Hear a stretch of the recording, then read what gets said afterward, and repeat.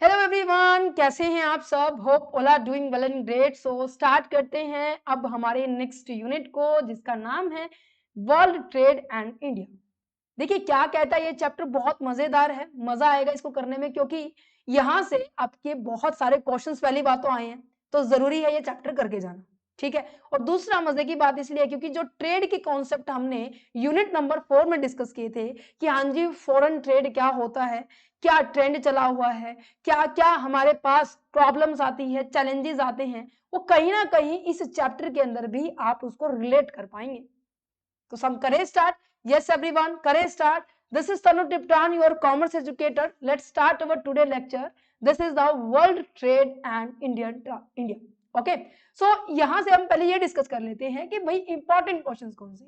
पहला important point ये रहने वाला है कि भाई कौन कौन से फैक्टर्स हैं जो कि कंट्रीब्यूट करते हैं वर्ल्ड ट्रेड को अपने एक्सपेंड करने में, एक्सपेंशन करने में। वो सभी के सभी फैक्टर्स इंपॉर्टेंट है। ये क्वेश्चन बहुत बार आया है एग्जाम के अंदर, इश्यूज के ऊपर बहुत बार क्वेश्चन आपको देखने मिलेंगे, और क्या क्या स्ट्रेटेजी हम अडॉप्ट करें जिससे कि जितने भी इश्यूज आ रहे हैं अपने आप को इंप्रूव करने में, इश्यूज को कम करने में कौन कौन सी स्ट्रेटेजी को हम यूज करें।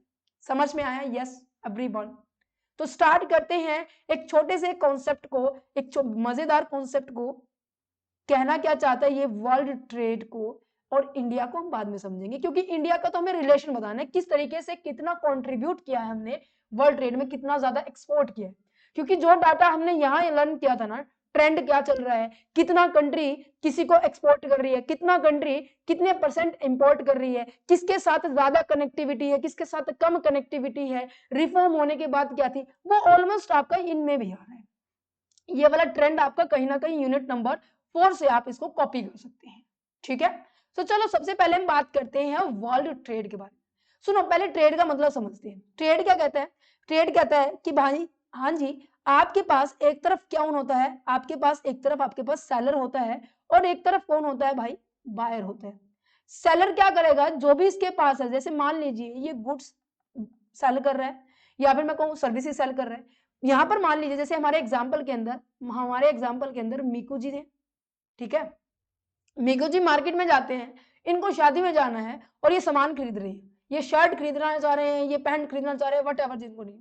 ये सेलर के पास मार्केट में गए, दुकानदार ने कहा कि हाँ जी मेरे पास है। कहते हैं अच्छा जी, ये क्या गए हैं, ये क्या गए हैं, बार्बर के पास गए हैं। बार्बर ने कहा, इन्होंने कहा कि मेरी सेटिंग कर दीजिएगा बालों की। तो इन्होंने कहा कि ये लीजिए, हमने आपको सर्विस भी दे दी है। कहते हैं अच्छा जी। अब इसके विद रिस्पेक्ट ये क्या करने जाएगा, ये इनको पेमेंट करेगा। यस एवरीवन, पेमेंट करेगा नहीं करेगा? तो आपको यहाँ पे क्या नजर आ रहा है कि यहाँ पर क्या एक्सचेंज हो रहा है, गुड्स एंड सर्विस एक्सचेंज हो रही है बिटवीन द टू पार्टीज। एक पार्टी बच्चे आपके पास सेलर है, और दूसरी पार्टी क्या है, आपके पास बायर है। यस। तो यहाँ पर ट्रेड का मतलब क्या है, एक्सचेंज करना गुड्स एंड सर्विसेज को बिटवीन द टू पार्टी।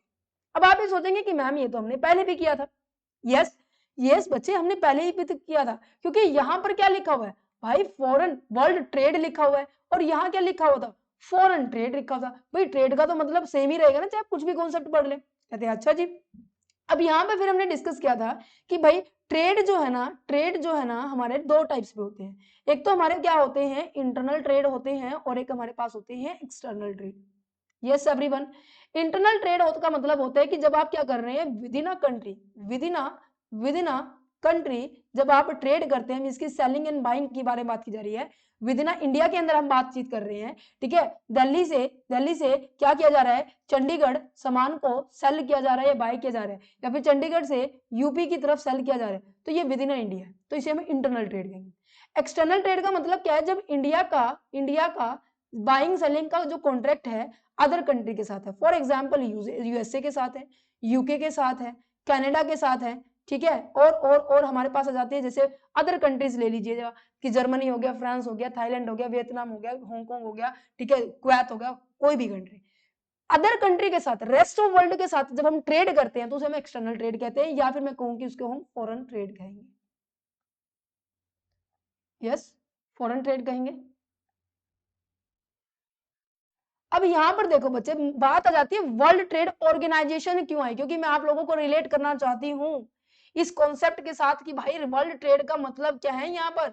ये क्यों पहले इंट्रोड्यूस किया गया है, इसकी पूरी हिस्ट्री जो 4-5 पेज में है ये हम क्यों पढ़ेंगे, वाई? वर्ल्ड ट्रेड को समझने के लिए हमने वर्ल्ड ट्रेड ऑर्गेनाइजेशन को समझना पड़ेगा। There is a reason, because सुनो मेरी बात, सुनो मेरी बात। अब देखो हर एक कंट्री की अपनी rule, regulations, term, conditions, policy, ये सारी चीजें होती हैं। कहते हैं हाँ, जैसे हमारी इंडिया को अगर ये लग रहा है कि फॉरेन कंट्री से हमें डर है कि वो हमें एक्सप्लॉइट कर लेगी या वो हम पर ज्यादा कंट्रोल करना चाहती है, तो हम रोकथाम करते हैं नहीं करते? क्या हमारी रूल रेगुलेशन आती है नहीं आती? बिल्कुल आती है। क्या इस तरीके से जैसे ये कंट्री भी अपना रूल रेगुलेशन अपना सकती है नहीं अपनाती होगी? इनकी भी अपनी खुद की rule regulation, term, conditions, policies होगी कि कैसे किसी के साथ डीलिंग करनी है, कितना किसी से सामान लेना है, कितना किसी से टैक्स लेना है, किसको नहीं देना, किसको देना है, ये सब इन्होंने भी डिसाइड किया होगा जैसे हमने डिसाइड किया हुआ है। हाँ, इनके डिसाइड किया हुआ कॉन्सेप्ट, हमारा डिसाइड किया हुआ कॉन्सेप्ट क्या एक दूसरे के तरफ कॉन्ट्राडिक्ट हो सकते हैं कि भाई ये कुछ कह रहा है, ये कुछ कह रहा है, एक दूसरे से विरुद्ध हो सकते हैं? कहते हैं हाँ। और फिर भी हम कह रहे हैं कि हमें फॉरेन ट्रेड करना चाहिए क्योंकि फॉरेन रिजर्व आएगा, हमारी इंप्लॉयमेंट बढ़ेगी, फॉरेन वाले हमारे यहाँ पर इन्वेस्टमेंट करेंगे तो हमारी ग्रोथ होगी, हमारे यहाँ पर एम्प्लॉयमेंट जनरेट होने वाला है, लाइफ स्टैंडर्ड इंक्रीज होने वाला है, जीडीपी में ग्रोथ हमने कंट्रीब्यूट करना है, इतने सारे हमने एडवांटेज बढ़ रखे हैं। कहते हैं हाँ, ये तो बिल्कुल सही कह रहे हो। अब यहाँ पर इस प्रॉब्लम को सॉर्ट आउट करने के लिए एक कॉमन पॉलिसी लाई गई और उस पॉलिसी को लाने के लिए पहले एक ऑर्गेनाइजेशन लाई गई। ऐसी तो नहीं ना कोई पॉलिसी आ जाएगी भाई, इसको चलाने के लिए, उसको ऑब्जर्व करने के लिए, उसको मैनेज करने के लिए कोई डिपार्टमेंट तो होना चाहिए ना। यस एवरीवन, सो यहाँ पर एक ऑर्गेनाइजेशन लेकर आए, यहाँ पर एक ऑर्गेनाइजेशन लेकर आए जो कि किसके ऊपर काम करेगी, वर्ल्ड ट्रेड के ऊपर काम करेगी। इस वजह से इसे हम कहते हैं वर्ल्ड ट्रेड ऑर्गेनाइजेशन। क्या ये आई थी 1995 के अंदर। अब मेरा जो क्वेश्चन आप लोगों से मैं अगर आपसे करूं, क्या इससे पहले 1995 से पहले क्या कोई ऑर्गेनाइजेशन नहीं थी? क्या इससे पहले हम ट्रेड नहीं करते थे? हम तो करते थे, फॉरेन ट्रेड करते थे। क्या उस टाइम कोई भी ऑर्गेनाइजेशन उनकी रेगुलेशन करने के लिए नहीं था? डेफिनेटली था। तो इसको क्यों लाया गया? सुनो मेरी बात, जरा सा छोटी सी हिस्ट्री है इसके पीछे। इससे पहले ना आपके पास गेट था। मैम गेट का मतलब होता है, गेट का मतलब होता है जर्नल एग्रीमेंट ऑन, किसके ऊपर? हाँ, एक सेकेंड,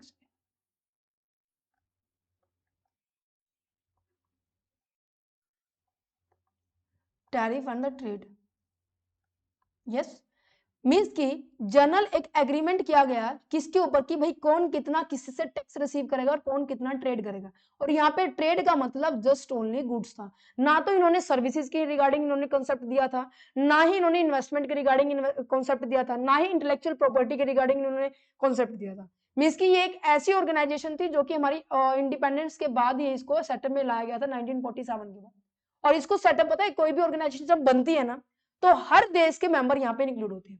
अब ये तो कहेंगे नहीं पूरा देश उठ के जाएगा उस मीटिंग में अटेंड करने के लिए, नहीं। अब हर देश, जैसे कि इंडिया के जो विदेश मंत्रालय होते हैं, जो मेन पॉइंट लीडर होते हैं, जो पॉलिसी बनाता है फॉरेन ट्रेड के रिगार्डिंग, वो क्या करेगा, इन मीटिंग्स के अटेंड करेगा। और यहाँ पर इसी तरीके से ये मीटिंग हुई थी और हर कंट्री के यहाँ पर मेंबर आए थे और हर कंट्री ने अपना अपना सुझाव दिया था, भाई इस तरीके से रूल रेगुलेशन बनाने हैं, इस तरीके से बनाने हैं। और इन मेंबर्स के ने कंक्लूड किया कि भाई गैट बना देते हैं, ठीक है, जनरल एग्रीमेंट होगा टैरिफ एंड ट्रेड के ऊपर।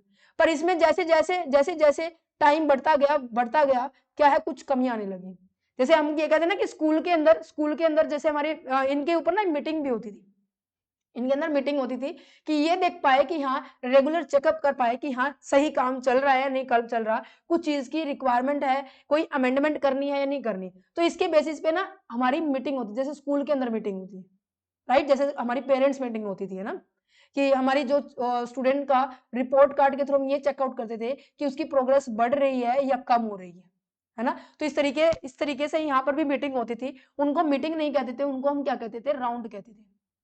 तो जैसे जैसे राउंड होते गए, पहला राउंड हुआ, दूसरा हुआ, तीसरा हुआ, चौथा हुआ, पांचवा, छठा, सातवां, आठवें राउंड तक आते आते, और उस राउंड का नाम पता है क्या था, उरुग्वे उरीगे राउंड था और उस राउंड के दौरान ये कंक्लूड किया गया कि भाई हमें अब नए नए नए टर्म कंडीशंस पॉलिसी वाले ऑर्गेनाइजेशन चाहिए जो अपडेटेड हो, जिसके अंदर सर्विसेज के रिगार्डिंग, इंटेलेक्चुअल प्रॉपर्टी के रिगार्डिंग एंड आपकी इन्वेस्टमेंट के रिगार्डिंग कॉन्सेप्ट, रूल, रेगुलेशंस होने चाहिए उसमें। कहते हैं अच्छा, तो ये जो उरीगा राउंड था ना, ये आपका 1986 में कंडक्ट किया गया था और 1993 तक ये चला, ये इस बात पर डब्ल्यूटीओ के ऊपर बात चली थी कि वर्ल्ड के लिए अगर हम ट्रेड कर रहे हैं तो उनके लिए कोई रेगुलेशन होना चाहिए और ये जितनी भी कमियां इसमें थी ना, लू फोर्स दे, वो इसमें नहीं होनी चाहिए। कहते हैं अच्छा, ये फिर डब्ल्यूटीओ हमारा 1995 में आया था और यहाँ पर इंडिया भी इसका एक मेंबर बना था। ठीक है, जैसे कि हमारे पूरी स्कूल को चलाने के लिए, जैसे कि हमारे पूरे स्कूल को चलाने के लिए ढांचा होता है ना, आप पहले सुन लो ना बच्चे, मैं इसलिए बता रही हूँ क्योंकि ये पूरा कॉन्सेप्ट हम यहाँ पढ़ेंगे। ये जो 4 से 5 पेज है ना, ये इसी के ऊपर है और ये जब समझ में आएंगे, जब आपको ये स्टोरी में आपको समझा रही हूँ, ये जो स्ट्रक्चर में ये है ना वाला है ना, ये तब समझ में आएगा बच्चे। तो प्लीज 5-7 मिनट और रुकिए, ज्यादा क्या नहीं, 2-3 मिनट, ज्यादा नहीं 2-3 मिनट, ठीक है, फिर हम चैप्टर को स्टार्ट करेंगे। सुनो मेरी बात अब, तो यहाँ पर वर्ल्ड ट्रेड ऑर्गेनाइजेशन बना। अब ये तो है नहीं कि सारे के सारा काम एक ही बंदा, एक ही डिपार्टमेंट कर देगा। जैसे कि स्कूल के अंदर होते हैं, आपका जो मेन डायरेक्टर होती है वो अलग होती है, प्रिंसिपल होती है वो अलग होती है, वाइस प्रिंसिपल अलग होती है, उसके नीचे जो स्टाफ मेंबर होती है, कोऑर्डिनेटर्स जो होती हैं, हर फ्लोर का कोऑर्डिनेटर होता है। हमारे स्कूल में तो भाई हर फ्लोर की कोऑर्डिनेटर होती थी कि हर एक फ्लोर को वो संभाले, देन उसके बाद उसके नीचे और अंडर काम करने वाले। तो इस तरीके से डब्ल्यूटीओ की सबसे जो मेन ब्रांच थी वो कौन थी? मिनिस्ट्रियल। यस मिनिस्ट्रियल आपकी कॉन्फ्रेंस थी और इसके अंडर आपके पास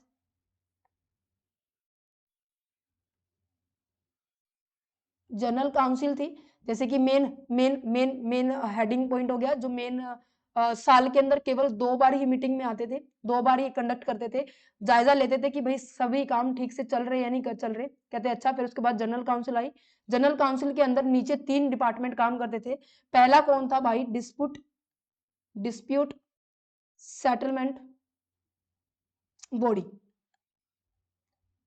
डिस्प्यूट सेटलमेंट बॉडी का मतलब क्या है? डिस्प्यूट सेटलमेंट बॉडी का मतलब क्या है कि ये क्या करती थी, अगर कोई भी कंट्री आपस में जब ट्रेड कर रही है, इन केस छोटा मोटा डिस्प्यूट हो जाए, झगड़ा हो जाए, तो यह जो डिस्प्यूट सेटलमेंट बॉडी है उस झगड़े को वो सॉर्ट आउट करती थी। इनका मेन काम था कि जिन भी देश के अंदर जिन भी ट्रेडिंग कर रहे हैं वो कंट्री, अगर उनके बीच में किसी भी तरीके का झगड़ा हो जाए या फिर कॉन्फ्लिक्ट अराइज हो जाए, तो ये सॉर्ट आउट करती थी हर एस्पेक्ट के साथ। ठीक है, देन नेक्स्ट ज्यादा था आपके पास जनरल काउंसिल,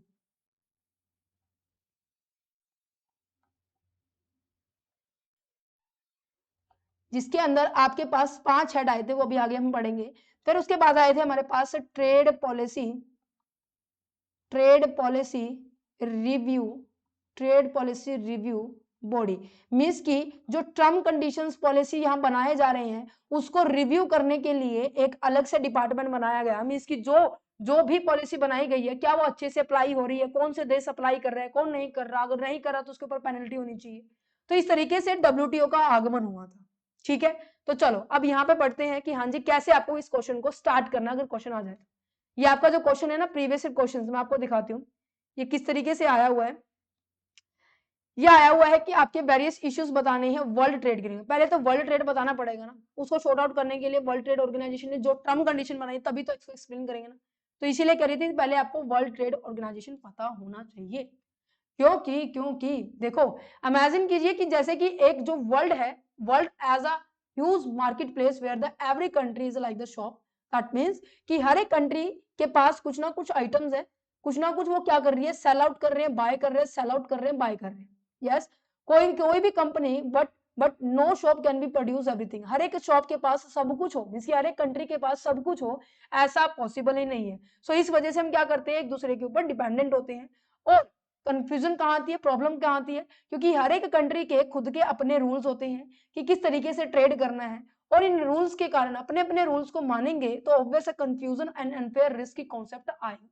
इस वजह से डब्ल्यूटीओ का आगमन हुआ। डब्ल्यूटीओ का मतलब क्या है कि वर्ल्ड ट्रेड ऑर्गेनाइजेशन, जब कि ये कब आया था, ये आया था 1995 के अंदर आया था। किसको रिप्लेस करके? गैट को रिप्लेस करके। अब आया समझ में टर्मिनोलॉजी आपकी, गैट क्या है, ये क्या है। ठीक है, गैट को रिप्लेस करके general agreement on tariff and the trade को रिप्लेस करके, और डब्ल्यूटीओ जब आया था ना इसके अंदर 164 कंट्री एज अ मेंबर बनी थी, और जो रशिया है 2012 में उसने डब्ल्यूटीओ को ज्वाइन किया था। डब्ल्यूटीओ इसलिए आया था, वर्ल्ड ट्रेड ऑर्गेनाइजेशन इसलिए आया था कि भाई ट्रेड को स्मूथली किया जा सके, हम प्रिडिक्ट कर सके कि भाई क्या चीजें हो सकती है क्या नहीं हो सकती है, हम ट्रेड को फ्रीली करना चाहते थे, किसी भी तरीके से हम डिस्क्रिमिनेशन नहीं चाहते थे। ठीक है, हम सारे के सारे जो ट्रेड के जो डिस्प्यूट्स होते हैं ना बिटवीन द कंट्री, उनको हम रिजोल्व करना चाह रहे थे। Got it. तो हम ये कह सकते हैं डब्ल्यूटीओ क्या है, डिस्प्यूट सेटलमेंट बॉडी भी लेकर आया, और साथ ही साथ ट्रेड रिव्यू पॉलिसी को भी लेकर आया, जनरल काउंसिल लेके आया, जो कि आपको क्या बताती थी, आपकी गुड्स काउंसिल बनाई गई, सर्विस काउंसिल बनाई गई थी, ठीक है, इंटेलेक्चुअल प्रॉपर्टी काउंसिल बनाई थी, सर्विस काउंसिल बनाई थी। तो सबका अपना अपना काम था। मिनिस्ट्रियल जो कॉन्फ्रेंस है, जो सबसे पहले हमने बात की थी, ये वाली जो मिनिस्ट्रियल कॉन्फ्रेंस है, इसका मेन काम क्या था, ये सबसे हाईएस्ट डिसीजन लेती थी, और साल के अंदर केवल एवरी 2 ईयर के अंदर, मैंने तो 2 बार बोल दिया, नहीं ईयर ही लिखा है, हर 2 साल के अंदर क्या किया जाता था, वो मीटिंग बिठाती थी कि हाँ जी क्या चल रहा है क्या नहीं चल रहा। जनरल जो काउंसिल के अंदर आगे नीचे 3 पार्ट आ जाते हैं। एक पहला आ जाता है कि ट्रेड पॉलिसी को रिव्यू करने वाला डिस्प्यूट सेटलमेंट बॉडी आती है, और एक जनरल काउंसिल मेन बॉडी आती है। फिर जनरल काउंसिल मेन बॉडी के नीचे ही आपके पास नीचे आ जाता है कि सर्विस काउंसिल है, जो कि सर्विस ऑफ द ट्रेड के ऊपर बातचीत करती थी। ट्रिप्स किसके ऊपर बात करती थी, इंटेलेक्चुअल प्रॉपर्टी जो राइट्स होते हैं ना, जैसे पेटेंट, कॉपीराइट, ट्रेडमार्क, गुडविल, इन सब के ऊपर बारे में बात की जा रही थी। ठीक है, गुडविल नहीं आएगा, गुडविल नहीं आएगा, ये 3 आएंगे। ठीक है, हाँ, डिजाइन हो गए, ये इनके अंदर आएंगे। अदर जो डब्ल्यूटीओ कमेटी बनाई गई थी, किन किन के ऊपर बनाई गई थी, इन्वायरमेंट को प्रोटेक्शन के regarding, development, regional trade and membership, इन सब के ऊपर बनाई गई थी। गॉट इट, समझ में आया, ये इसलिए इंपॉर्टेंट था। चलो ठीक है, अब हम अपने रिसेंट ट्रेंड के ऊपर बढ़ते हैं कि हाँ जी रिसेंट ट्रेंड क्या है जब हम वर्ल्ड ट्रेड के रिगार्डिंग बात कर रहे हैं।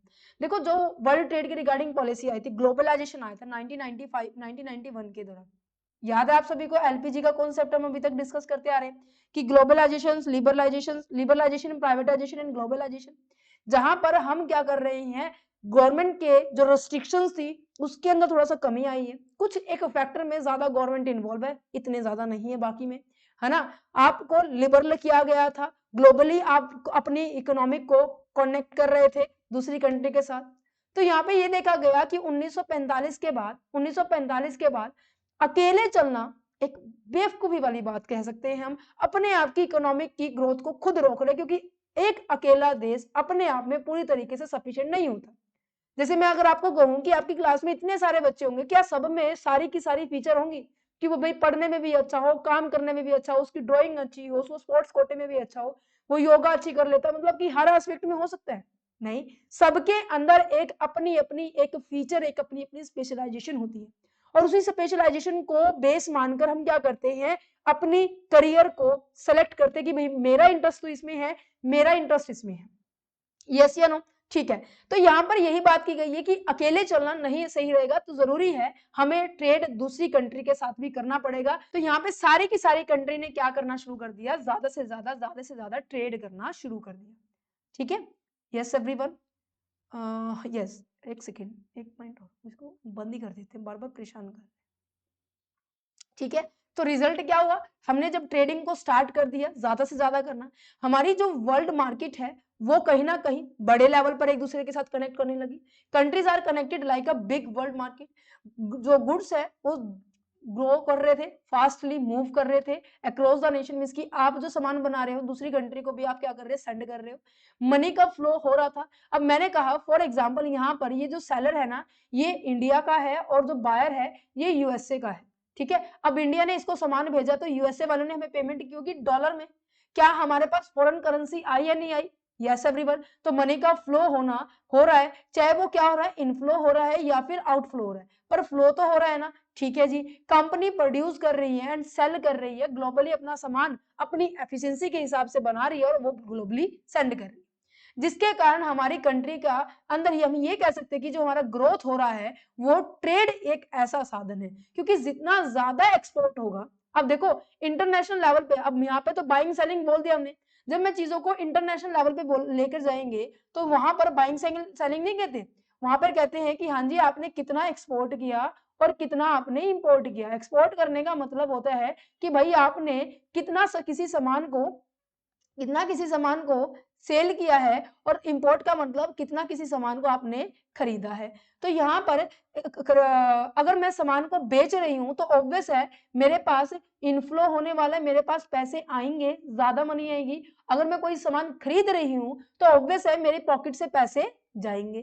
तो यहाँ पे इसलिए बोला गया है कि क्यों ट्रेड एक मेजर सोर्स बना है ग्रोथ का, क्योंकि ज्यादा एक्सपोर्ट करेंगे, ज्यादा इनकम आएगी, ज्यादा इंपोर्ट करेंगे तो ज्यादा आउटफ्लो, ज्यादा इनकम हमारी देश से जाएगी। अच्छा, एक्सपोर्ट करेंगे, इंटरनेशनल ट्रेड हम कनेक्टिविटी लेकर आ रहे हैं, फॉरेन कंट्री के जो पर्सन है हमारी इंडिया के अंदर इन्वेस्ट करेंगे, सो ऑब्वियस है इंडस्ट्रियली डेवलप होगी, और इंडस्ट्री में काम करने के लिए वर्कर्स चाहिए, तो जॉब भी क्रिएट किया जा रहा है, मोर अपॉर्चुनिटी हमारे पास आ रही है, अपनी अपनी कंपनीज को आप एक्सपेंड करते जा रही है। पहले इंडिया में थी, अब आप अपनी कंट्रीज, अपनी जो इंडस्ट्री है उसको आउटसाइड द इंडिया भी लेकर जा रहे हैं। यस एवरीवन, समझ में आ रहा है? मींस की पूरी इकोनॉमिक में एक तरीके से बदलाव आ चुका है। ओके, डेवलपिंग कंट्रीज जो है वो इस चीज का बहुत फायदा उठा रही है, क्योंकि हर एक देखो इंडिया जो है ना, इंडिया जो है अगर सर्विस के सेक्टर में बात की जाए, गुड्स एंड सर्विस, इनके बारे में बात की जाए, गुड्स के अंदर कौन ज्यादा डील कर रहा है, आपकी एग्रीकल्चर प्रोडक्ट ज्यादा है, ठीक है। अगर सर्विसेज के बारे में बात की जाए, आपका आईटी सेक्टर ज्यादा है, सॉफ्टवेयर में ज्यादा है।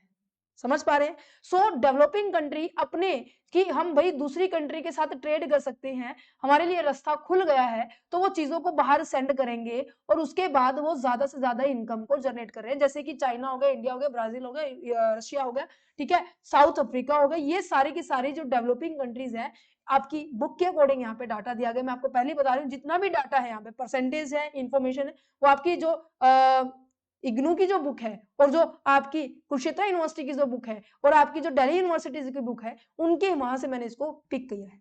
सो बता रही हूं पहले, ये अभी डाटा ऑलरेडी अपडेट हो चुका है 2025 के अकॉर्डिंग, ठीक है। So keep non. अच्छा, ग्रोथ क्या है हमारे पास, जो एक्सपोर्ट के केस में मर्केंडाइज दैट मींस गुड्स के अंदर, वर्ल्ड एक्सपोर्ट 2021 के हिसाब से 21,678 बिलियन क्या हो चुका है, हम एक्सपोर्ट कर चुके हैं, जिसके अंदर अगर मैं रीजन वाइज अगर बात की जाए, यूरोप में 36.9, एशिया के थ्रू 36.3, नॉर्थ अमेरिका, सबका अपना अपना दिया गया, आप इंडिया को ज्यादा फोकस करना, ठीक है। अच्छा, growth in the world merchandise import की अगर बारे में बात की जाए, क्या आपको ये डाटा मैंने आपको बोला कि आप यहां से कैच कर सकते हैं, ये आपका सिमिलर है यहाँ वाले से। तो इंपोर्ट का डाटा दिया हुआ है, इंडिया के ऊपर ज्यादा फोकस करना है, आपकी गुड्स टॉप एक्सपोर्टर्स कौन है, मींस की किसने ज्यादा, कहां पर ज्यादा एक्सपोर्ट हुए हैं, ठीक है। लीडिंग एक्सपोर्टर 2021 के हिसाब से चाइना है, यूएसए, जर्मनी है, इंडिया के अंदर 1.8% है, और इंडिया की जो रैंक है 18th रैंक है। टॉप इंपोर्टर्स कौन है, ये सभी चीज आ जाएंगी, ठीक है जी। आपकी कमर्शियल सर्विसेज कितना प्रोवाइड करते हैं, IT, tourism, BPO, and there is a education and banking sector में आप यहाँ पर सर्विसेज प्रोवाइड कर रहे हैं, और इंडिया का जो रैंक देखा जाए, इंडिया सर्विसेज में अपनी ज्यादा पोजीशन होल्ड किए हुए हैं, कि एक्सपोर्ट अगर बारे में बात की जाए, इंडिया कितना एक्सपोर्ट करती है, कह रहे हैं कि पूरा 100% में से 4% इंडिया एक्सपोर्ट कर रही थी, उस टाइम पे हम 8th पोजीशन पे आते थे, और इंपोर्ट की अगर कैटेगरी देखी जाए वो 3.5% रिसीव कर रही है, मतलब किसी से सामान रिसीव ले रही है, बाइंग कर रही है। तो इंपोर्ट एक्सपोर्ट में हमारा सर्विस सेक्टर बहुत अच्छा है, आईटी एंड सॉफ्टवेयर एक्सपोर्ट, ठीक है। अच्छा, अब बात कर लेते हैं ऐसे कौन कौन से फैक्टर है जो कि कंट्रीब्यूट करते हैं expansion of the world trade. जब हमें वर्ल्ड लेवल पर ट्रेड करना है, वो कौन कौन से फैक्टर्स हैं जो कि कंट्रीब्यूट करते हैं, उन फैक्टर्स के बारे में बात की जा रही है।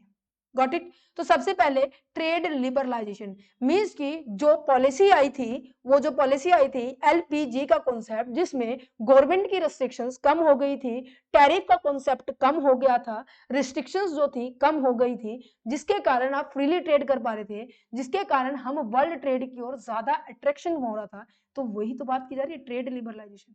टैरिफ के अंदर रिडक्शंस आई थी, क्योंकि 1950 के अंदर काफी सारी कंपनी ने क्या कर दिया गया था, tariff quota restrictions on import और एक्सपोर्ट के ऊपर रिड्यूस कर दिया गया, जिसके कारण ट्रेड करना आसान हो गया था और सस्ता भी पड़ रहा था, ठीक है। ऑब्वियस है। अब जो चीजें मैंने कहा, जैसे इंडिया के अंदर ना काफी सारी बार ऐसे देखा गया है कि जैसे हम ट्रेड कर रहे हैं ना, पहले मान लीजिए बॉर्डर को क्रॉस करने में आपको टैरिफ है 5% देना पड़ा था। गवर्नमेंट को ये लगा कि भाई आप ज्यादा इंपोर्ट कर रहे हैं, सामान बाहर से अपनी कंट्री में लेकर आ रहे हैं, डोमेस्टिक जो इंडस्ट्रीज है उसको हार्म पहुंच रहे हैं। उन्होंने कहा 5% छोड़ो, हम तो 20% लगाएंगे। समझ पा रहे? तो जितना ज्यादा टैरिफ होगा उतना ज्यादा आप अपनी कंट्री के जो इंपोर्टर्स हैं उनको आप ये कह रहे हैं कि भाई तुम लोग बाहर से मत मंगाओ, जो खरीदना है तुम अपनी कंट्री से खरीदो।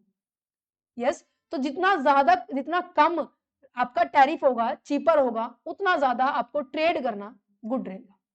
वर्टिकल स्पेशलाइजेशन, या फिर मैं कहूं वर्टिकल स्पेशलाइजेशन, हॉरिजॉन्टल स्पेशलाइजेशन याद है आपको, जिसमें हमने एफडीआई को हॉरिजॉन्टल एंड वर्टिकल पढ़ा था।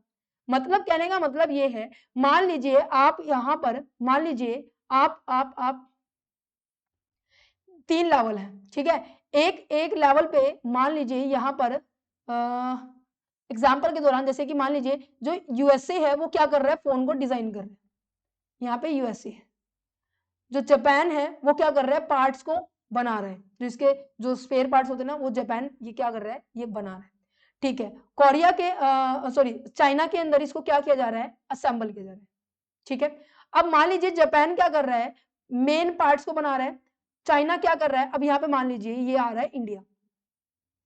चाइना को सामान को पूरी तरीके से बनने के लिए, फाइनल गुड्स को बनने के लिए वो अपने ऊपर वाले पोजीशन वाले को देखेगा कि जो भी चीज मेरे को चाहिए वो यूएसए और जापान प्रोवाइड कर रहे हैं। कहते हैं अच्छा ये स्पेशलाइजेशन इनकी, कहते हैं हाँ जी। यूएसए क्या कर रहा है, डिजाइन करने में एक्सपर्ट है, जापान क्या है, प्रोडक्ट के जो स्पेयर पार्ट है उसको बनाने में एक्सपर्ट है। कहते हैं अच्छा, चाइना ने क्या किया, इनके साथ कॉन्टेक्ट किया और ये सारी चीजें इकट्ठा कर ले, फाइनली आकर फिनिश गुड्स में कन्वर्ट कर दिया। और फिर चाइना को ये पता है कि फिनिश गुड्स तैयार तो हो गया पर बिकेगा इंडिया के अंदर, ठीक है, इंडिया के साथ कॉन्टेक्ट किया। तो वर्टिकल स्पेशलाइजेशन का मतलब क्या है कि आप ऐसे वर्टिकल लेवल पे, ऐसे खड़ी लाइन होती है वर्टिकल, हॉरिजॉन्टल होती है ये वाली, आप क्या कर रहे हैं, डिफरेंट डिफरेंट लेवल पे जहां जहां से आपको चीजें रिक्वायरमेंट हो रही है आप उनके साथ कॉन्टेक्ट कर रहे हैं। Now the divide production in the different stage and the place them in a different countries, right. Trade in the intermediaries जो गुड्स होते हैं उनका इंक्रीज हो गया है। कंट्री फोकस कर रही है on what they do best, जो चीज जिस चीज में माहिर है जो भी कंट्री, वो वही काम ज्यादा फोकस करे। ओके, तो ये भी हमें कंट्रीब्यूट करता है वर्ल्ड ट्रेड की ओर जाने में। हमारे लिए पॉजिटिव पॉइंट है कि हम वो साथी ढूंढे जो कि हमारे फाइनल प्रोडक्ट को बनने से लेकर एट द एंड तक हमें हेल्प करने वाला है। ठीक है, अच्छा, rise of the global chain, supply chain के बारे में बात की जा रही है। ग्लोबल चेन का मतलब क्या है, जितनी भी ग्लोबल में जितनी भी कंट्रीज है, ठीक है, चाहे वो किसी भी चीज में एक्सपर्ट है, जो भी हमने पढ़ा, उनके साथ हमें क्या बनानी है, कनेक्टिविटी बनानी है। This refer to the entire global system where the different stage of the manufacturing a product happen in different country. It means it is a network of the country working together. एक ऐसा network है जहां पर country क्या कर रही है, आपस में एक दूसरे के साथ काम कर रही है कि आप फाइनल प्रोडक्ट्स बना सकते, जिसके अंदर एक कंट्री क्या कर रही है, प्लानिंग कर रही है, दूसरी प्रोडक्शन कर रही है, तीसरी असेंबल कर रही है, चौथी लॉजिस्टिक कर रही है। So everything from a start to there is a finish, हर चीज क्या हो रही है स्टार्टिंग से, ये चेन बनाई जाइए। ग्लोबली का मतलब है कि डिफरेंट डिफरेंट कंट्री इस चेन में, इसकी इस प्रोसेस में इंक्लूड है। That's it. New business model innovation in the organisation, that means कि अगर आपको ये लग रहा है कि भाई आउटसोर्सिंग ये कॉन्सेप्ट है जिसको आप यूज करके प्रोडक्शन अच्छा कर सकते हो, अपना प्रॉफिट जनरेट कर सकते हो, अपने ट्रेड को बूस्ट कर सकते हो। अब आपको पता है जो मैकडोनल्ड है वो इंडिया की कंपनी नहीं है, इंडिया में फ्रेंचाइजी आई हुई है। मीन्स कि जो उसका ओनर है उसने क्या किया, उस लाइसेंस को यूज करने का आपको राइट दे दिया है। जो इंडिया के अंदर ऑपरेट कर रहे हैं ना उनको राइट दिया गया है कि भाई इंडिया के अंदर ऑपरेट कर सकते हो, राइट। अच्छा, आउटसोर्सिंग का मतलब क्या है, फॉर एग्जाम्पल मेरे को एक सामान बनाना है, ठीक है, मेरे को एक सामान बनाना है, मान लीजिए मेरे को ये पेन टैप बनाना है, देख ठीक है, और मेरे को पता है कि भाई ये कैसे बनते हैं, पर मेरे पास क्या नहीं है, मेरे पास इसको बनाने के लिए टूल नहीं है, रॉ मटेरियल नहीं है, इसकी बनाने के लिए प्रॉपर साधन नहीं है। तो मैंने क्या कि भाई चल इसको ना अरेंज करते हैं।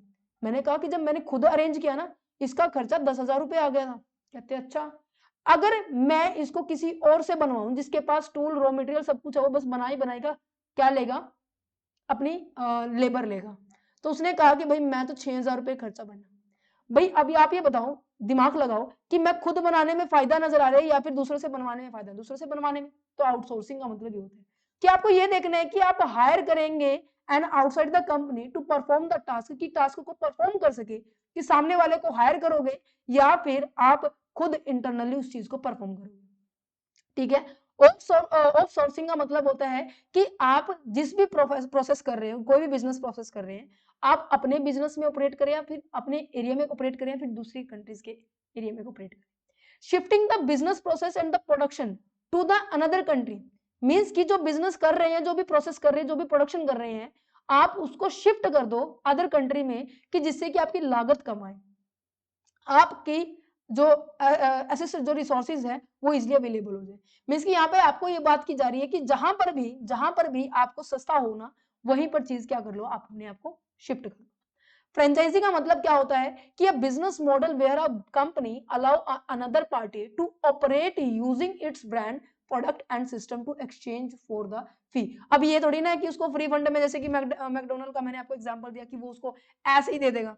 भाई मैकडोनल्ड वाले उस पर्सन से एज एक लिमिट अमाउंट, एक फीस चार्ज करते होंगे, जो कि ये बात की जाती है कि भाई तुम हमारे नाम को यूज कर रहे हो, हमारे ब्रांड को यूज कर रहे हो, तो हम आपसे ये पैसे चार्ज करेंगे, आप इसका कम से कम 5-7 साल जितना भी टेन्योर वो एक दूसरे के साथ कॉन्टेक्ट में हो। ठीक है, यस एवरीवन। अच्छा जी, नेक्स्ट जाता है आपके पास technology led decline in the transport and the communication cost. कह रहे हैं टेक्नोलॉजी के कारण हमारी जो कॉस्ट है ना ट्रांसपोर्टेशन की, कम्युनिकेशन की, वो बहुत कम आ चुकी है। फॉर एग्जाम्पल जैसे आप लोग मुझे कहते हो कि मैम अब हमें MC024 की वीडियो चाहिए, MC03 की वीडियो चाहिए, MC07 की वीडियो चाहिए, तो आप लोगों ने मेरे को जस्ट क्या किया है, कमेंट किया है नहीं किया? आप लोगों ने मेरे को व्हाट्सएप के थ्रू, टीम के थ्रू आपने मुझे बताया है नहीं बताया कि मैम हमें ये चाहिए, मेल के थ्रू आपने बताया नहीं बताया? तो आपकी रिक्वायरमेंट के हिसाब से मैं आपको इन्फॉर्मेशन भी दे रही हूँ, वो पॉइंट भी समझ रही हूँ। तो हमने क्या किया है, ऑलमोस्ट ये सारे के सारे सब्जेक्ट कवर कर दिए हैं। समझ पा रहे हैं?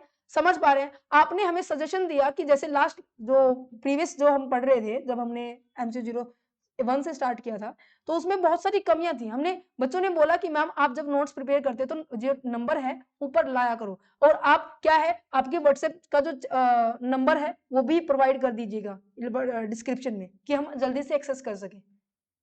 तो चीजें क्या है, क्या आपने मेरे पास आए फिर बताया या फिर आपने टेक्नोलॉजी का यूज किया? तो जिसके कारण ऑब्वियस है हमारे पास जो कॉस्ट है वो क्या हो गई है, कम हो गई है। आप अगर मेरे पास चलकर आते, ट्रैवल करके आते और फिर आप मुझे बताते कि मैम ये कीजिएगा ये कीजिएगा, समझ में आया? समझ में आया? तो टेक्नोलॉजी के आने के कारण आपकी ट्रांसपोर्टेशन एंड कम्युनिकेशन की कॉस्ट क्या हो गई है, डिक्लाइन हो गई है। Increasing in the intermediaries goods trade, that means जो इंटरमीडिएरीज जो गुड्स होती है ना, मल्टीपल जो कंट्रीज हैं आपको जो स्पेयर पार्ट्स प्रोवाइड कर रही है, सेल कर रही है आपके फाइनल प्रोडक्ट्स को बनाने के लिए। क्योंकि पहले पता क्या होता था, जो जितनी भी कंट्रीज थी ना वो ट्रेड केवल फाइनल गुड्स में करती थी, मीन्स की फाइनल जो प्रोडक्ट बन जाएगा ना तो ही सेल करती थी। पर आजकल ऐसा नहीं है। आजकल क्या कर सकते हैं कंट्री, अब क्या कर रही है, बाइंग एंड सेलिंग क्या कर रही है, parts of the product, means की जो स्पेयर पार्ट्स मैंने आपको बताया। ठीक है, not just a final product. अगर कोई फाइनल प्रोडक्ट सेल करने में कैपेबल है तो कर सकता है, बट पार्ट्स के अंदर भी अब आज के टाइम में डीलिंग होती है। But today due to there is a globalisation and global supply chain, production is broken into there is a small parts. पूरी प्रोडक्शन को हमने पार्ट्स में डिवाइड कर दिया, डिफरेंट कंट्री डिफरेंट पार्ट्स में स्पेशलाइज्ड है, उसी को चीज को प्रोड्यूस करेंगे। जैसे अगर मैं अपने इंडिया का एग्जांपल दूं, इंडिया के अंदर जो, अगर मैं हरियाणा का एग्जांपल दूं, हरियाणा के अंदर जो सोनीपत है वो आपकी ये जो मारुति की तरफ ज्यादा प्रोडक्शन होता है, राइट। अगर मैं गुड़गांव, फरीदाबाद, दिल्ली के अगर बात की जाए तो वहां पर अलग चीजें की प्रोडक्शन होती है। समझ पा रहे हैं? तो अलग अलग यहाँ पे डिस्ट्रिक्ट वाइज भी बात की जा सकती है। ठीक है, यहाँ पे कंट्री वाइज बात की जा सकती है। तो हम इंटरमीडिएट जो जितने भी गुड्स है ना उनकी हम क्या कर सकते हैं, जैसे लुधियाना के अंदर सबसे ज्यादा कपड़ा मार्केट की अगर बात की जाए, तो अगर आपको कपड़ा खरीदना है, ठीक है, ड्रेस खरीदनी है, कोई भी ब्लैंकेट खरीदना है, तो आपको हरियाणा के पानीपत के अंदर आप वहां पर जा सकते हैं। तो यहाँ पर अपनी अपनी एक स्पेशलाइजेशन है, हर एक डिस्ट्रिक्ट ने क्या कर रखी है, अपनी फीचर बना रखी है कि अगर आपको ये खरीदना है तो आप यहाँ ये खरीदना है तो यहाँ ये, है ना। Specialisation in the stage of the production, यही बात मैं आपको बता रही थी। ईच कंट्री क्या करेगी, फोकस करेगी उन चीजों के ऊपर जिसमें वो स्पेशलाइज्ड है। क्योंकि आप, अगर मैं यहाँ पर कहूँ ना, मेरे इंडिया के अंदर, हमारे इंडिया के अंदर लेबर जो है बहुत ज्यादा एक्सेस में अवेलेबल है, तो ये हमारे लिए मेन सोर्स है, ये हमारे लिए मेन सोर्स है। अगर मैं इन सब का यूज करूं, लेबर का यूज करूं और फिर मैं प्रोडक्शन करूं, तो ऑब्वियस है प्रोडक्शन बहुत अच्छी होगी है ना, प्रोडक्शन अच्छी होगी। इस प्रोडक्शन को पहले मैं इंडिया के लिए यूज करूं, अगर बच जाती है तो मैं फॉरेन के लिए एक्सपोर्ट कर दूं, फॉरेन वाले मेरे से मंगवा लेंगे, एक्सपोर्ट करवाएंगे। एक्सपोर्ट करूंगी तो मेरे को क्या मिलने वाली है, फॉरेन करेंसी मिलने वाली है, नहीं मिलने वाली, फॉरेन करेंसी मिलेगी या नहीं मिलेगी, यस एवरीवन। तो यहाँ पर अपनी स्पेशलाइजेशन के बेसिस पे आप क्या करने वाले हैं, प्रोडक्शन करने वाले हैं। Where it is to be most efficient और द चीपेस्ट, जो भी हमारे लिए एफिशिएंट है, जो भी हमारे लिए चीपेस्ट है, हम उसी का ही क्या करने वाले हैं, ट्रेड करने वाले हैं। ठीक है समझ में आ रहा है, समझ में आ रहा है चलो तो फिर जैसे कि अलग अलग पर्सन की अलग बात, जैसे एग्जाम्पल दिया हुआ है, instead of the making the whole product country divide the work, पूरे काम को हमने डिवाइड कर दिया, जो भी जिस काम में स्पेशलाइज्ड है। ठीक है, जैसे एग्जाम्पल लिया हमने मोबाइल का, कोरिया क्या कर सकती है, स्क्रीन बना सकती है, जापान क्या कर सकती है, चिप बना सकती है, चाइना क्या कर सकता है, असेंबल बना सकता है, इंडिया के अंदर पैकेजिंग एंड टेस्टिंग होती है। तो हर एक स्टेप को हमने डिवाइड कर दिया। Expansion from the regional to the global network, ये कह रहे हैं कि जब भी आप ट्रेड कर रहे हो ना, जब भी आप ट्रेड कर रहे हो ना, तो ट्रेड करने का मतलब ये नहीं है कि आप अपने अपने एरिया में अपने सामान को बेचो, कहते नहीं, आप अपने अपने एरिया के अंदर सामान बेचने के बजाय आप ग्लोबली जाओ भाई। पहले कंट्री क्या करती थी, अपने अपने मींस की मेन रीजन में ही सेल करती थी। अगर इंडिया का रिलेशनशिप यूएसए के साथ बेटर है तो वो यूएसए के साथ डीलिंग करती थी।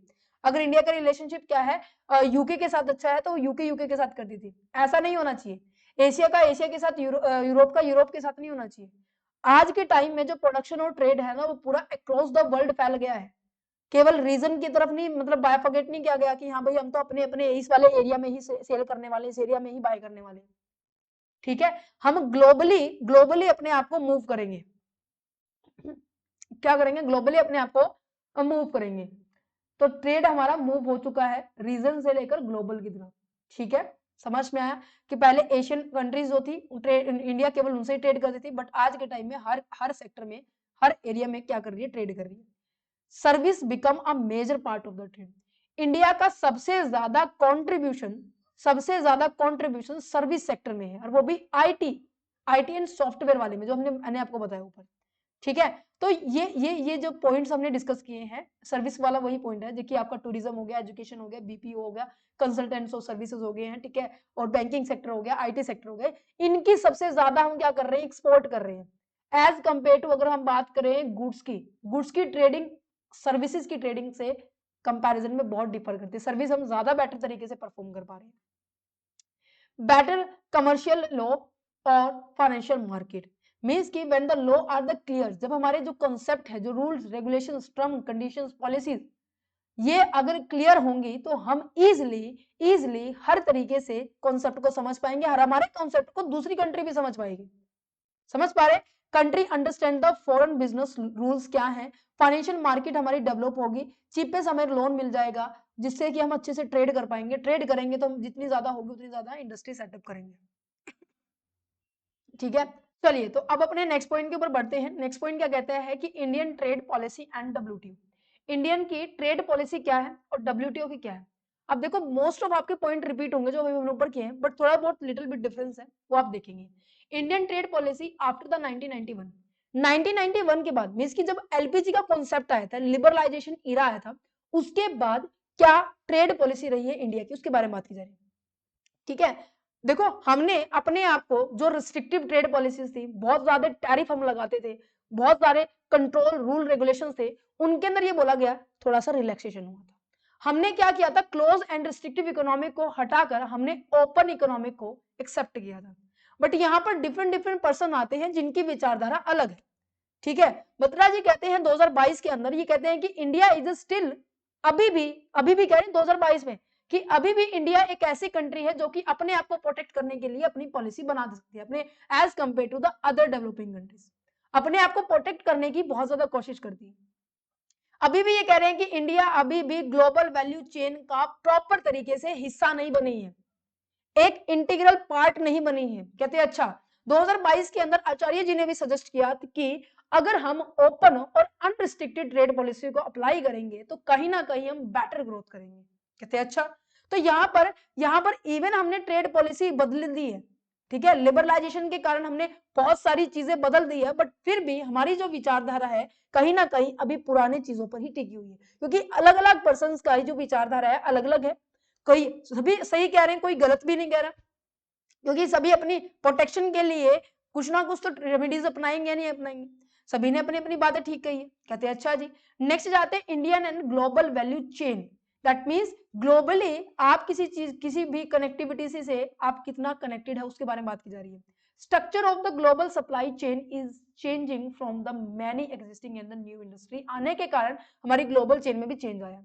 मीन्स की world is recognise, yes yes, world is a recognized supply chain that give the India as a major chance to join the global value chain। Means कि जैसे ही यहाँ पर चेंजेस आ रहे हैं, इंडिया को एक अपॉर्चुनिटी मिली है। क्यों? क्योंकि इंडिया पहली बात तो डेवलपिंग कंट्री है, और डेवलपिंग कंट्री होने के कारण बहुत ज्यादा रिस्ट्रिक्शंस आ जाती है। जैसे मैं अगर आपको बताऊं ना कि अगर आपका स्कोर, मान लीजिए दो बच्चों का स्कोर कॉम्पिटिटिव एग्जाम में 84 आया है, इनमें से किसको सेलेक्ट करेंगे? डिपेंड करता है कि आप किस कैटेगरी से, डिपेंड करता है कि आपका स्पोर्ट्स कोटा तो नहीं है।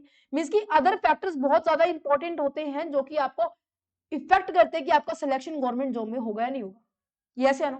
तो इंडिया के लिए एक अपॉर्चुनिटी है, क्योंकि एक डेवलपिंग कंट्री होने के कारण उसको काफी सारे फैक्टर इफेक्ट कर रहे थे, क्योंकि उसके पास रिसोर्सेज कम होते थे, इंफ्रास्ट्रक्चर की कमी होती थी, अपने उनकी जो उनका जो प्रोडक्ट होता था दूसरे कंट्री की जो प्रोडक्शन की जो प्रोडक्ट की जो एक्सेप्टेंस थी वो अलग होती थी, उनके रूल रेगुलेशन अलग होते थे।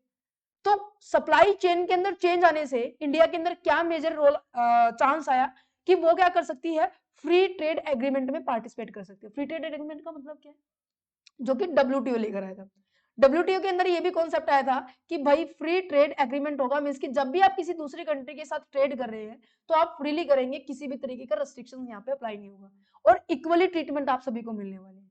New global supply chain create the fresh opportunity. India can join this network through the customized and the mutual beneficiality FTA with the friendly nation. That means आप अपने हिसाब से अपनी चीजों को किसी भी कंट्री के साथ ट्रेड कर सकते हैं।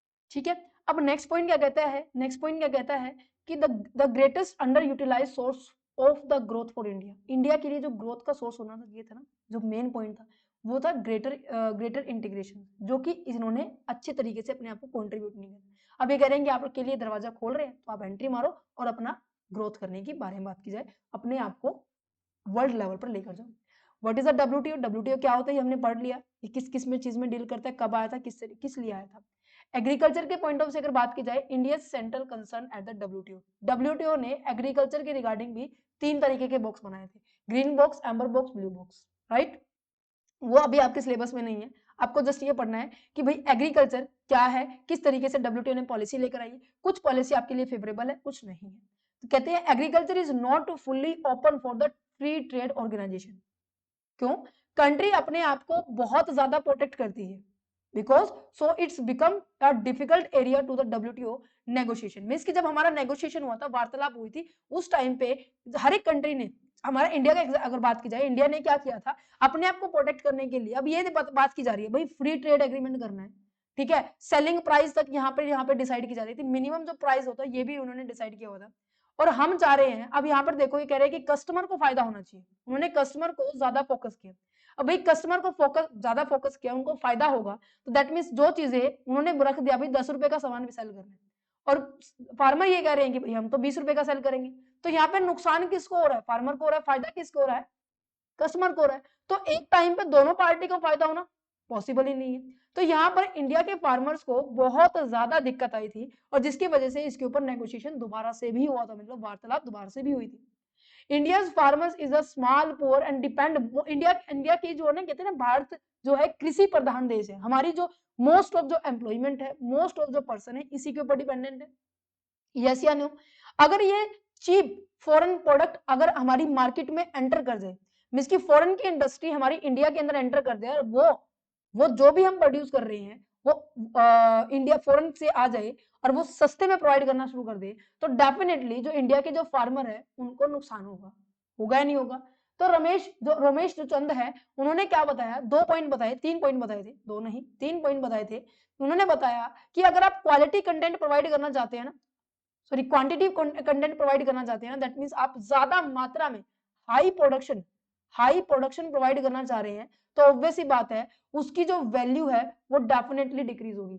क्यों? क्योंकि मैंने जैसे आपको बताऊं कि मान लीजिए मैंने 10,000 यूनिट को प्रोड्यूस किया, उसकी लागत ₹5 आई है, अगर मैं सेम टाइम पे 1 लाख यूनिट प्रोड्यूस करूं तो उसकी लागत 0.5 आ सकती है। कैसे? मैंने जहां पर भी प्रोड्यूस किया उसका रेंट जो है, फैक्ट्री का जो रेंट है वो 50,000 रुपए, चाहे मैं 10,000 यूनिट प्रोड्यूस करूं चाहे मैं 1 लाख प्रोड्यूस करूं, मुझे 50,000 तो फिक्स है, देने ही देने पड़ेंगे। अगर मैं पर यूनिट की कॉस्ट निकालूं तो इसको मैं 10,000 से डिवाइड करूं तो 5 रुपए आएगा, अगर मैं 1 लाख से डिवाइड करूं 1 लाख से डिवाइड करूं 0.5 आएगा। कह रहे कि जितना ज्यादा प्रोडक्शन करेंगे उतनी कम कम क्या आने लग से आ जाएगी, आपकी कॉस्ट आनी शुरू हो जाएगी। यस, कॉस्ट कम होगी तो मार्जिन एज इट इज जोड़कर हम कम रेट पर हम क्या कर सकते हैं, अपने कस्टमर को सेल कर सकते हैं। पर कहीं ना कहीं आपके प्रोड्यूसर को फायदा नहीं होने वाला, क्योंकि consumer for good for there is a consumer because the food is cheaper, but bad for the producer because farmer receive करेगा कम इनकम। तो जिसके कारण यहां पर बहुत बड़ी परेशानी आई थी। Favourable to the importing country, importing country के लिए तो फेवरेबल है, ठीक है, but harmful for there is a exporting country. जो सामान बेचेगी मींस की जो सेलर होगा उसको नुकसान होगा, जो खरीदार होगा उसको फायदा होगा। Country that import food benefit, और जो कंट्री एक्सपोर्ट करेगी उसको क्या होने वाला है, कोई भी गेन नहीं होने वाला। अब इंडिया एग्रीकल्चर प्रोडक्ट को एक्सपोर्ट कर रही है तो इंडिया को लॉस होगा। यस, तो इस वजह से इसके ऊपर डब्ल्यूटीओ ने दोबारा से क्या रखी गई थी, मीटिंग रखी गई थी, और फिर उसके बाद 3 बॉक्स बनाए गए थे एग्रीकल्चर के। ठीक है, ठीक है। नेक्स्ट अब पहुंचते हैं India use of the trade remedies measure. That means जो भी आपको ट्रेड के रिगार्डिंग रेमेडीज दी गई है आप उनका भी यूज कर सकते हैं, क्योंकि ऐसा लाया गया है क्योंकि ट्रेड रेमेडीज क्या करती है, प्रोटेक्ट करती है आपकी डोमेस्टिक इंडस्ट्रीज को, कि आप अनफेयर जो फॉरेन ट्रेड प्रैक्टिसेस हो रही है ना, मीन्स की एक्टिविटीज हो रही है जो फॉरनर करते हैं, आप उनसे अपने आप को बचा पाए। वो कौन कौन सी है, एंटी डंपिंग ड्यूटीज है, counter value duties and safeguard measurement duties है। दैट मीन्स मान लीजिए कोई भी फॉरनर है अपनी कंट्री में तो क्या कर रहा है, 10 रुपए का सामान सेल कर रहा है और आपकी कंट्री में जाकर वो 7 रुपए में सामान बेच रहा है, कुछ भी एक आइटम को, तो ऑब्वियस है आप ज्यादा से ज्यादा क्या करेंगे, उनको खरीदेंगे। तो गवर्नमेंट ने देखा कि जब भी आप किसी चीज को मंगवा रहे हो वो अपनी हमारी इंडिया के अंदर तो 7 रुपए दे रहा है पर अपनी खुद ही कंट्री में 10 का दे रहा है, क्यों? क्योंकि वो क्या करना चाह रहा है, अपनी इंडिया के अंदर अपने आप को एक्सपेंड करना चाह रहा है, अपनी इंडिया के अंदर अपने जो पांव है ना वो फैलाना चाह रहा है। तो गवर्नमेंट ने कहा कि भाई ऐसे तो अलाउड नहीं होगा, हम क्या करेंगे, इस बॉर्डर पे इस डंपिंग प्रोसेस को ना रोकने की कोशिश करेंगे, 3 रुपए यहाँ पे भी लगा देंगे। मीन्स की खरीदार को ये होगा कि भाई यहाँ से भी 10 रुपए का मिल रहा था, इंडिया में वैसे खरीदे तो भी 10 रुपए का मिल रहा है, तो इससे अच्छा है कि हम इंडिया में ही खरीद लें। तो आप क्या कर सकते हैं, जो गवर्नमेंट इन रूल रेगुलेशन को अपना सकती है, जितने भी अनफेयर ट्रेड प्रैक्टिस कर रहे हैं फॉरेन ट्रेडर, उनको रोकने के लिए। ठीक है, yes everyone. India and the FTAs, India and the FTA का मतलब क्या है, फ्री ट्रेड एग्रीमेंट, जो कि मैंने आपको बताया था, फ्री ट्रेड एग्रीमेंट। अब फ्री ट्रेड एग्रीमेंट का मतलब क्या है, एग्रीमेंट बिटवीन द 2 और more countries where they agree to reduce और एलिमिनेट द ट्रेड बैरियर। दो कंट्रीज आपस में होगी, वो आपस में एग्रीमेंट करेगी और वो कंट्री क्या करने वाली है, या तो टैरिफ को आपस में जब वो ट्रेड करेगी, जस्ट ओनली आपस में जब ट्रेड करेगी, वो टैरिफ को या तो खत्म करने के बारे में बात करेगी, या जब भी वो कहेंगे जब भी हम आप आपस में क्या करने वाले ट्रेड करेंगे तो हम हमेशा 5% के ऊपर ही टैक्स वसूल करेंगे। कहते ठीक है, तो ये या 5% लगा लीजिए, या फिर कोई कोटा, कोई लिमिट, रिस्ट्रिक्शंस अपने आप में ही होगी। ठीक है, तो ये हेल्प करता है make the trade off the goods and service easier and cheaper and encourage करता है बिजनेस बिटवीन द कंट्री। दो कंट्री के बीच में आपस में अच्छे से ट्रेड हो सके, अच्छे से वो डीलिंग कर पाए, वो आपस में एक कॉन्ट्रैक्ट बना लेते हैं कि जब जब हम ऐसे ट्रेड करेंगे हम ये पॉलिसी का यूज करेंगे। अगर ये किसी और के साथ ट्रेड कर रहे हैं तो उनकी अपनी अपनी खुद की अलग पॉलिसी होगी। ठीक है, एफटीए क्या हो सकता है, बायलेटरल भी हो सकता है, मल्टीलेटरल भी हो सकता है। बायलेटरल का मतलब होता है कि क्या दो कंट्री आपस में मिलकर कर रही है, मल्टीलेटरल दैट मींस आपके जो कॉन्ट्रैक्ट के अंदर काफी सारी मल्टीपल कंट्रीज इन्वॉल्वमेंट होती है। ठीक है, समझ में आया? ओके जी। नेक्स्ट जाता है आपके पास India and the world trade. India और वर्ल्ड ट्रेड के बारे में बात की जा रही है। अब यहाँ पर ना कुछ एक डाटा दिया गया है कि कितना क्या परसेंटेज है, ये गो थ्रू करना है। सुनो मेरी बात, इंडिया की पोजीशन क्या है वर्ल्ड ट्रेड के अंदर, इंडिया ने कंट्रीब्यूट किया 1.8% टू द ग्लोबल एक्सपोर्ट 21 के हिसाब से, ठीक है। According to the result United National Conference on the trade and agreement के ट्रेड एंड डेवलपमेंट के हिसाब से हमने ग्रोथ की एक्सपोर्ट के अंदर 13.7% 2022 के अंदर, और हम कहां तक पहुंच गए हैं, 449.7 बिलियन का हमने एक्सपोर्ट किया है, राइट। हाँ ठीक है। नेक्स्ट जाता है इंडिया के एक्सपोर्ट की जो वैल्यू है वो 400 बिलियन से एक्सीड करता है, और इनके अंदर जो कंपोजिशन है, मतलब कि किन किन चीजों में हमने डील किया है, किस चीज में हमने एक्सपोर्ट किया है, किस चीज में हमने इंपोर्ट किया है, उसका एक स्ट्रक्चर बनाना, उसे हम कंपोजिशन बोलते हैं। तो यहाँ पर ये टॉप 10 कंट्रीज हैं जिनके जो हमारी डेस्टिनेशन बोल सकते हैं, जहां पर हमारी सबसे ज्यादा डीलिंग हो रही है, USA, China, UAE, Hong Kong, Bangladesh, Singapore, UK, Germany, Nepal and Netherlands. इसी तरीके से हमारे पास ये परसेंटेज दिए, ये गो थ्रू करना है। इसी तरीके से हमारे पास इंपोर्ट का दिया हुआ है, इंपोर्ट के जो पार्टनर्स हैं, जिसकी कहां से हम ज्यादा सामान मंगा रहे हैं, चाइना सबसे पहले नंबर पे आता है कि ओवरऑल में से हम 15.5% हम चाइना से मंगवा रहे हैं, ठीक है। ट्रेड, हम अगर सर्विसेज के बारे में, ये अभी तक किसके बारे में चल रहा था, गुड्स के बारे में बात की जा रही थी, गुड्स के अंदर डीलिंग के बारे में बात की जा रही थी। अगर मैं सर्विसेज के बारे में बात की जाए तो इंडिया कॉन्स्टेंटली क्या किया जा रहा है, उन्होंने रिकॉर्ड बनाया है कि भाई surplus in the service trade, वो क्या क्या हो सकती है, ट्रांसपोर्ट हो सकती है, travel, software, IT IT sector हो सकती है, finance and the business services में हो सकती है, ठीक है। चलो तो अब यहाँ पर इसी तरीके से स्ट्रक्चरल जो चेंज बताया गया है, एक्सपोर्ट साइड जो चेंज है, इंपोर्ट साइड जो चेंज है, किस share of the manufacturing goods and services क्या हो चुकी है, रिड्यूस हो चुकी है। राइज इन द एक्सपोर्ट, हम एक्सपोर्ट करने बहुत ज्यादा एक्सपोर्ट कर रहे हैं petroleum and the refinery products को, ठीक है। इंपोर्ट साइड की अगर बारे में बात की जाए, हमारा पेट्रोलियम, ऑयल एंड लुब्रिकेंट्स जो होती हैं उनके रिगार्डिंग हमारा शेयर बहुत बढ़ रहा है, हम हायर इंपोर्ट कर रहे हैं गोल्ड एंड कोयल एंड ऑर्स को, ठीक है। चलो तो सही, ये आपके नॉर्मल डाटा दिए गए हैं, ठीक है। Okay, factor affecting the Indian trades, कौन कौन से फैक्टर है जो हमारे इंडिया ट्रेड को इफेक्ट करते हैं, ये हम इशू के टाइम भी पढ़ सकते हैं, ये वाली चीज, ठीक है। चलो तो फिर इशू पढ़ते हैं, वेरी वेरी इंपॉर्टेंट एग्जाम का क्वेश्चन है ये कह रहे हैं कि कौन कौन से इशू आ रहे हैं, कौन कौन सी प्रॉब्लम्स आ रही है, कौन कौन से चैलेंजेस आते हैं वर्ल्ड ट्रेड के दौरान। सबसे पहली बात, वर्ल्ड ट्रेड हम कर रहे हैं तो सिंपल सी बात है, वो सिचुएशन सबको फेस करनी पड़ती होगी। जैसे कोविड-19 के थ्रू आपकी जो पैंडेमिक सिचुएशन आई थी, सब कुछ एकदम से रुक गया था, ना तो गुड्स मूवमेंट हो रही थी, ना पीपल मूवमेंट हो रही थी, कि कहीं इन्फेक्शन ना फैल जाए।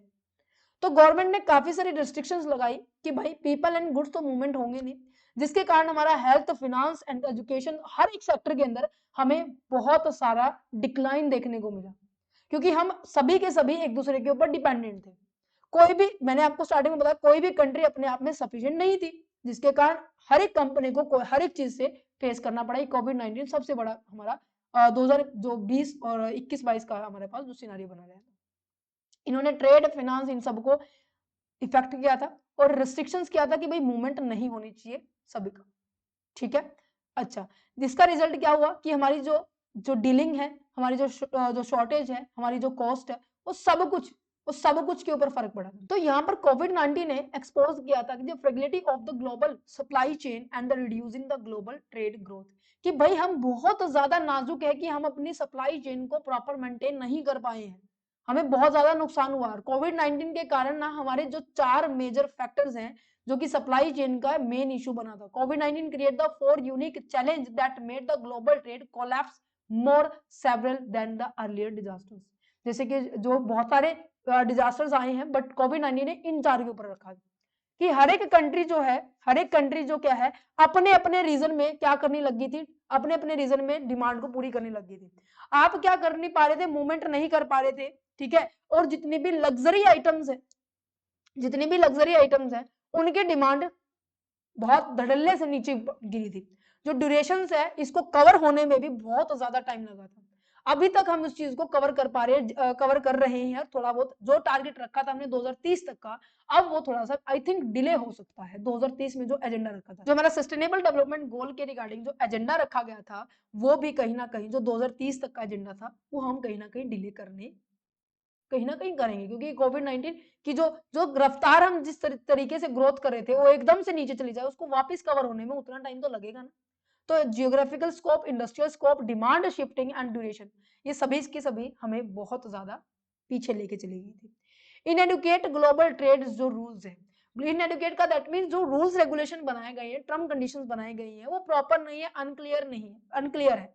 वो प्रॉपर क्लियर है तो बहुत ज्यादा कॉम्प्लेक्स है। जैसे कि हमारे टैक्स का स्ट्रक्चर है, गवर्नमेंट क्या कर रही है, हर साल कोई ना कोई रिजीम लेकर आ रही है, कोई ना कोई चेंजेस लेकर आ रही है, कॉम्प्लेक्सिटी को रिड्यूस करने जा रही है कि हर कोई इजिली समझ सके।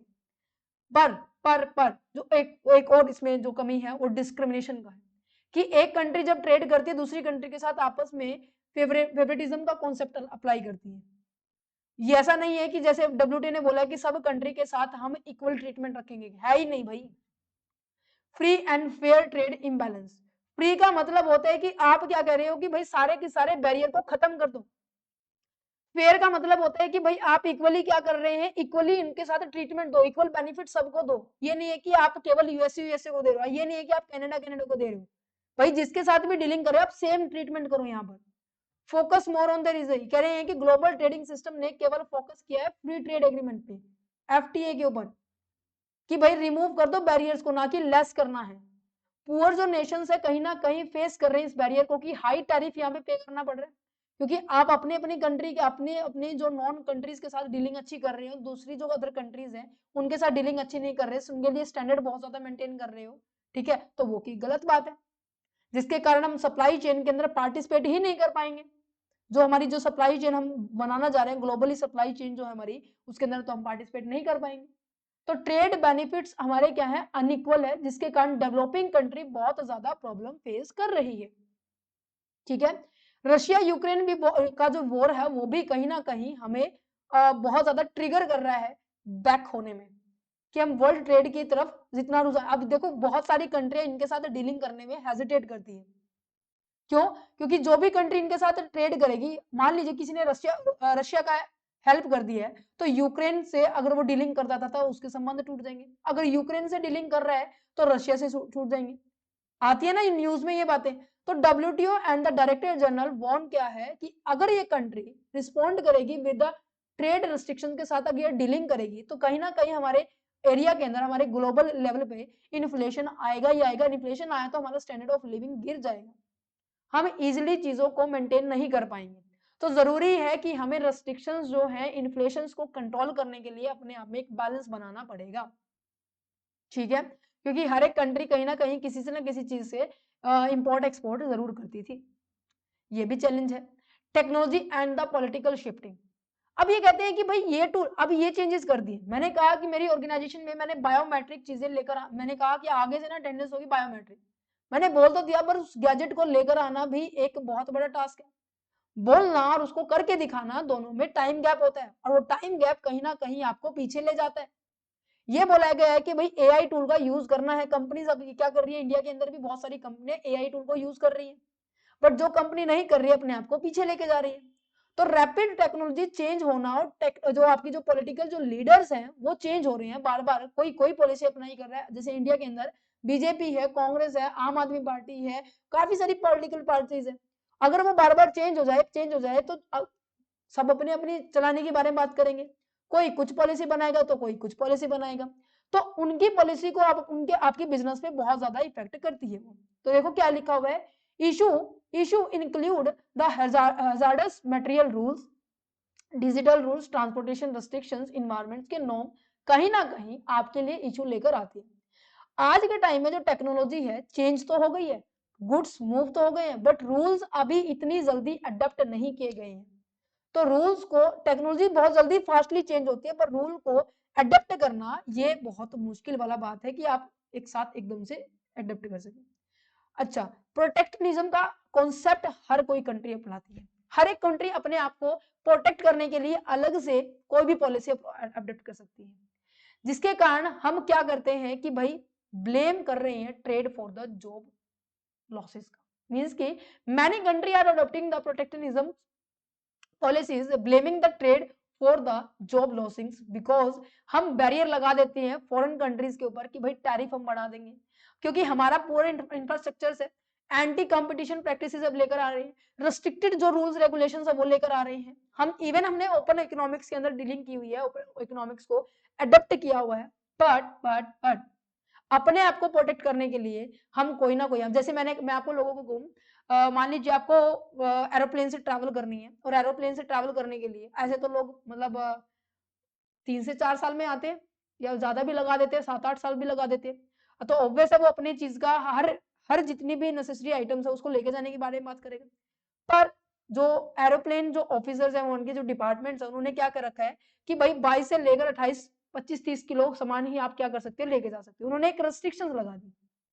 यस, अगर आप इससे ज्यादा लेकर जाओगे तो आपके ऊपर हैवी अमाउंट चार्ज किया जाएगा। आप लेके जा सकते, कोई दिक्कत नहीं, पर आपसे कम से कम 10 से 30 हजार रुपए ऐसे चार्ज किए जाएंगे।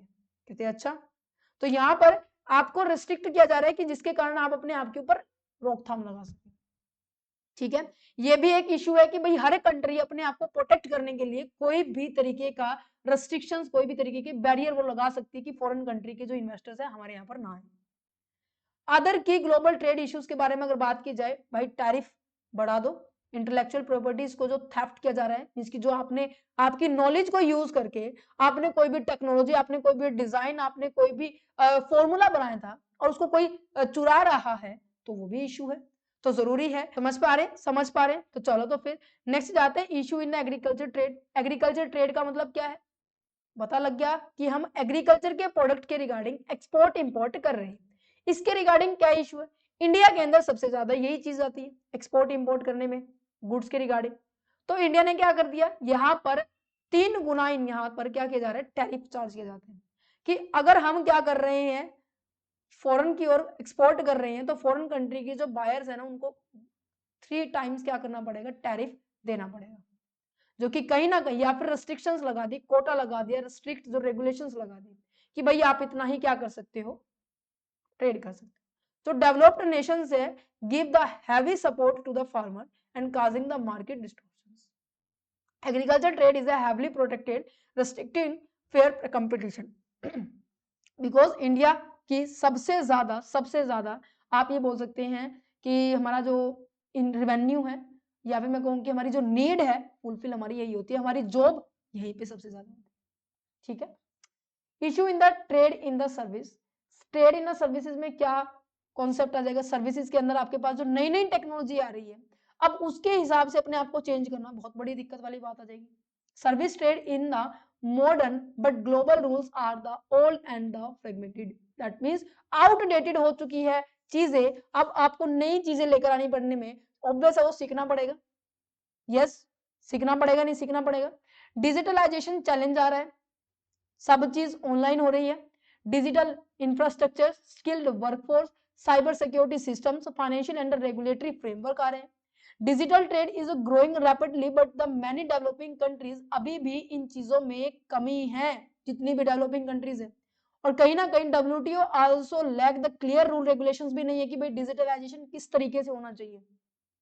यस यस यस, और कहीं ना कहीं अगर मैं मान लीजिए कोई डेवलपिंग कंट्री है, इन चीजों को अडॉप्ट करना स्टार्ट कर दे, चलो ठीक है हमने स्टार्ट कर दिया, पर जरूरी है ना इसको मेंटेन करके भी रखना। कहते हैं ना गाड़ी खरीदना और गाड़ी को चलाने में फर्क होता है, खरीद कर रखने में कोई दिक्कत नहीं है, पर जब चलाएंगे तो वैसे उसकी मेंटेनेंस के चार्जेस आएंगे, उसके पेट्रोल के चार्जेस आएंगे, बहुत सारे चार्जेस आएंगे।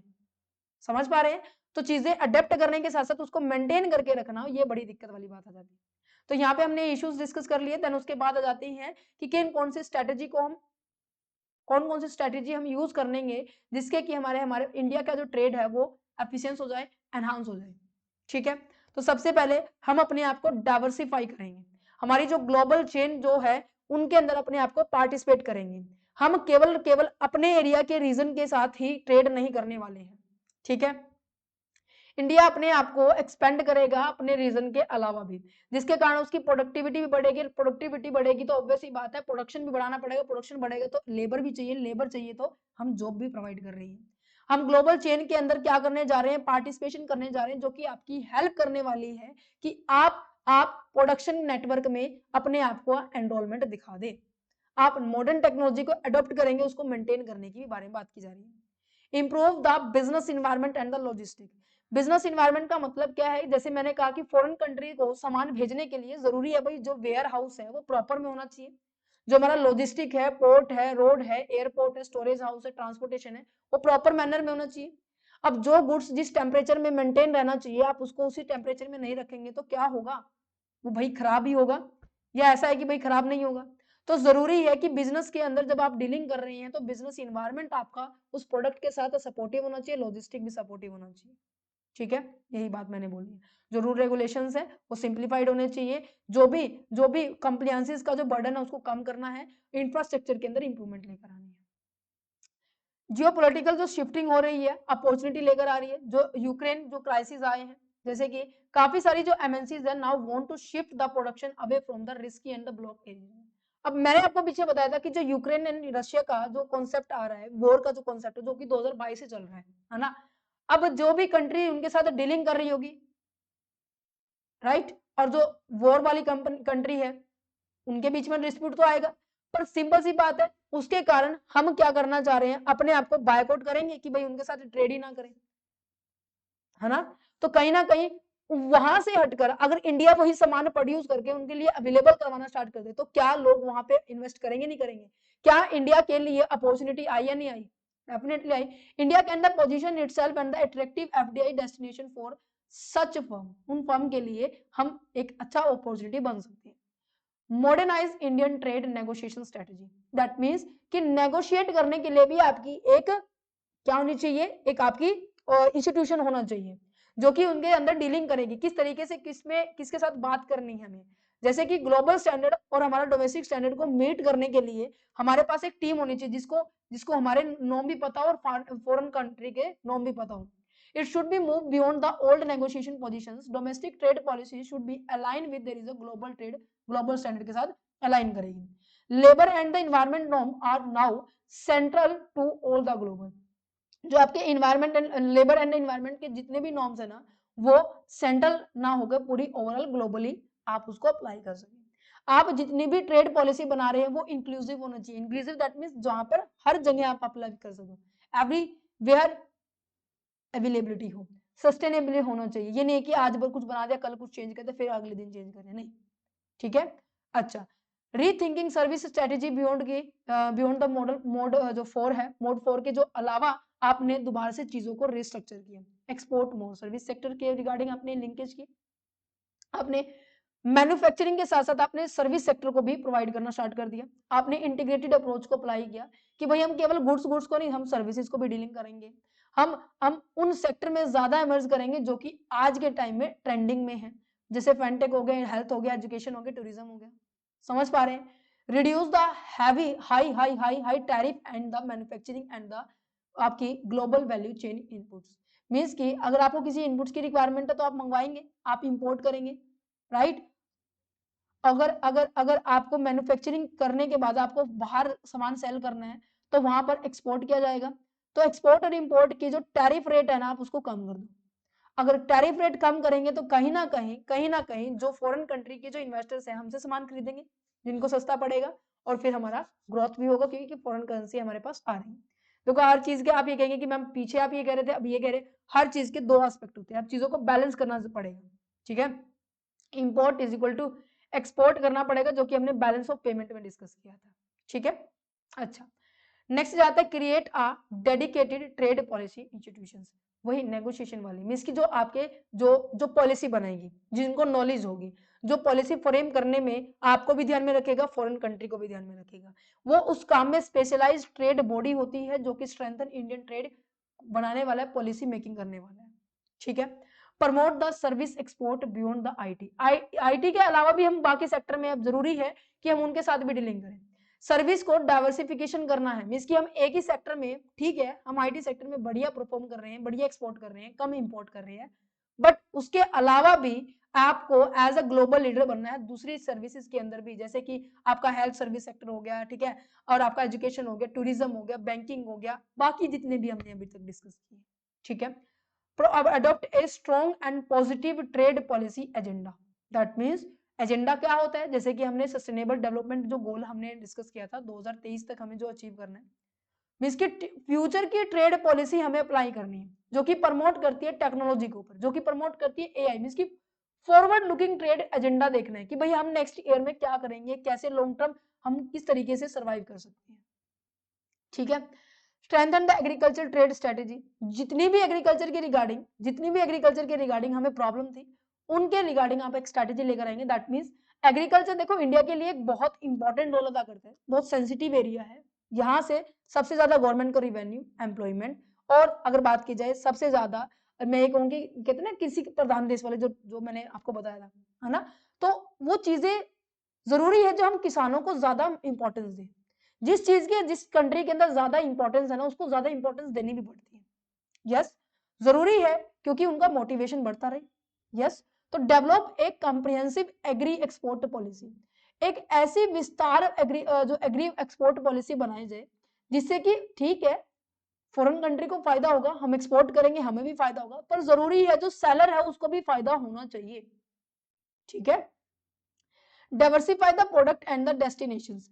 आप केवल एक कंट्री के साथ हमारे प्रोडक्ट, चलो ठीक है हमारा इनसे सही कनेक्शन नहीं बन रहा तो हम दूसरी कंट्री के साथ डीलिंग कर सकते हैं।